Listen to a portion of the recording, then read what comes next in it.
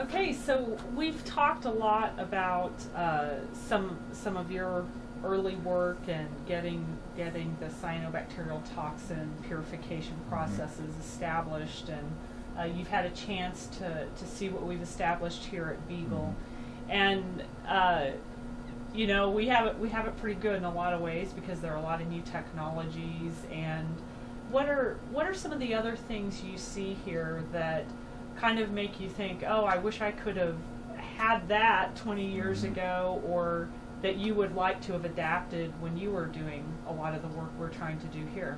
Well, aside from, you know, obviously the general evolution of better materials for separation and better equipment, and actually cheaper equipment. This equipment is far less in It's very $2013 compared to $1980. Aside from that, I think is the actual model by which you're doing the work. Keeping in mind that my was a research model, and yours is a business model, and you, despite the fact that the benches look the same and the equipment looks the same, there's a very big difference between how you approach doing research for the basic research and then the applied research and even business.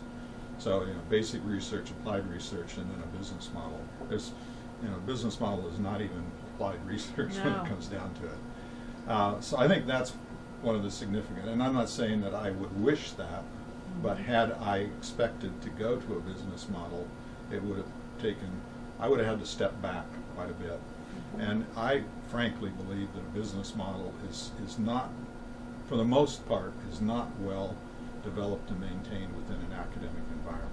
There are many business parks or research institutes within academic institutions, and they may get the ball rolling, but they really can't take it to the next step, the real business step, if there are a few obvious, you know, successes.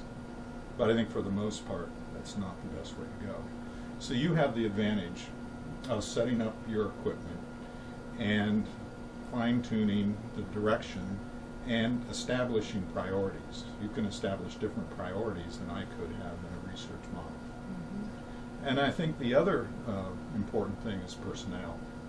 You know, personnel are certainly more than half of the equation. And I think by being, you know, keep in mind that when I'm working with students in the research model and in the biology department, I'm taking students that are well trained in biology, but they may not be well trained in chemistry or biochemistry or even certain applied aspects of immunology. So that you're able to select and choose personnel that will fit those niches best, and you're able to accelerate because they have all that background information, and they can take their expertise and fine-tune those methods to the specific question here. It also allows you to expand on that model more flexibility, with more flexibility. You have raw stock material, cell material. You can build your market with cyanotoxins, but it then allows you to use some of those proceeds to develop other lines, probably more efficiently and with greater degree of fine-tuning and effort than you can within the research environment. Do you think the market for the types of products we can obtain, do you believe that market is a growing market? It's been very hard for us to precisely identify what the size of the market is for the toxins, for the pigments, and then other things that we could get from cyanobacteria. And what we can tell is it's bigger than it was 5 years ago and bigger than it was 10 years ago. What do you think that trajectory is like, and why do you think that? Well, to be quite honest, I think that the trajectory model for the cyanotoxins, while it can increase, it's not exponential. And that different applications for it. You know, there are only so many reference materials you need for doing calibrations. There's only so much that you can use for the development of immunoassay kits like ELISA. But there are genetic assay kits, there are other kinds of immunological kits, there are cells, you know, biochemical test kits. So you believe the market for this has the potential to grow then because of multiple applications that can now be exploited? I think it's not so much that you can take microsystems and exponentially grow that or even double or triple that on a yearly basis. But taking the whole spectrum of those compounds, I think there's that potential, at least for the first 5 or 10 years. Then it's going to develop, it's going to depend upon what new test kits or what new applications for those compounds there are.